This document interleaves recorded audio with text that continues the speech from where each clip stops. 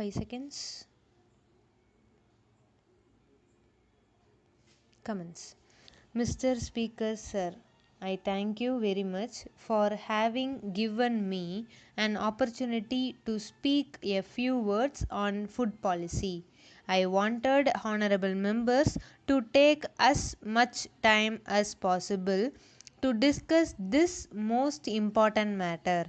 My colleague, the finance minister, gave a very good account of the situation yesterday and made clear the basic policy of the government.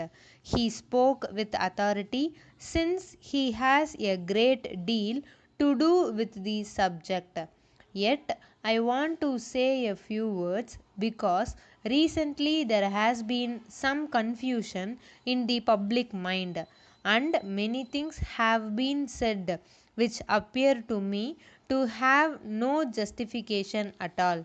I wish to clear the confusion as far as possible.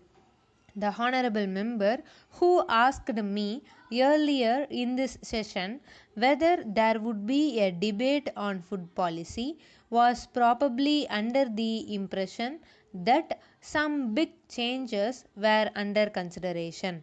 As a matter of fact, a change in policy was neither intended nor suggested. Certain minor changes are certainly contemplated, but they have nothing to do with the basic policy that the government has attempted to follow in future. I am sure the House will receive that during the last few years the food ministry has had to face very difficult problems. The government and the cabinet have, of course, shared to some extent in carrying the burdens of the food ministry. I am not denying that we have made mistakes, but we have also endeavored to profit by them. It must be considered that the food situation in the country, which was difficult for a long time, has now considerably eased.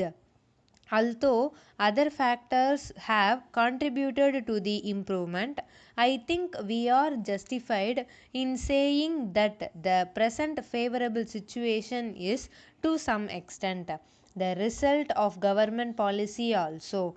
In this connection, I would like to pay my tributes to my colleague, the food minister, who has approached the very difficult and complicated subject of food with an energy and an awareness which I think have produced certain positive results all over the country. In a debate of this kind, it is natural that honorable members should be more concerned with the situation in their particular state or area, and it is right that they should do so. Nevertheless, the most important thing is that we keep in view India and her food problem as a whole, and at the same time remember our basic policy. It is open to the House to discuss our basic policy, but insofar as the government is concerned, there has been no occasion to effect any change in it. And as far as we can see, no such occasion is likely to arise.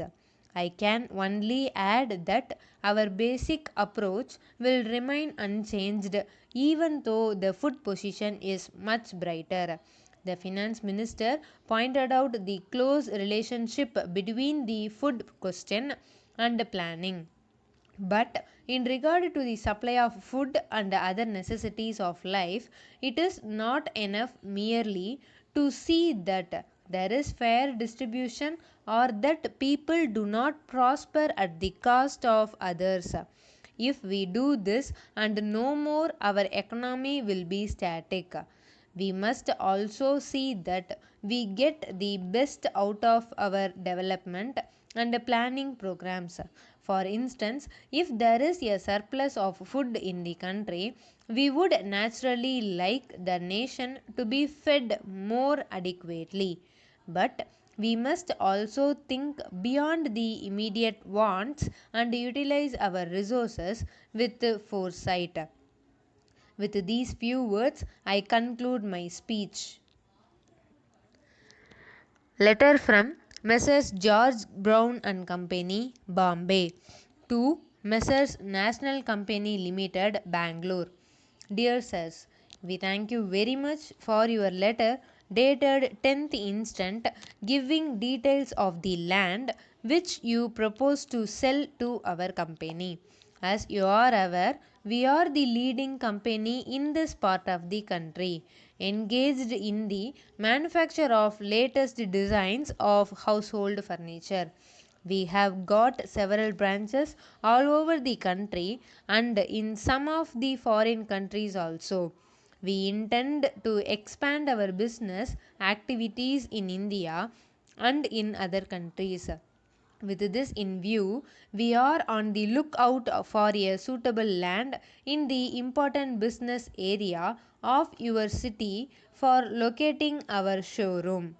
We see from your letter that the land you propose to sell is situated in Mahatma Gandhi Road and is acceptable to us. Our engineer will be visiting Bangalore in the course of the next few days for the purpose of valuation of the property. As you are aware, any proposal for the purchase of property by our company has to be placed before our board of directors for its approval. The next meeting of the board is fixed for 21st of next month, by which time we hope to be able to take a decision in the matter. The decision taken by our board will be duly communicated to you immediately thereafter. Yours faithfully.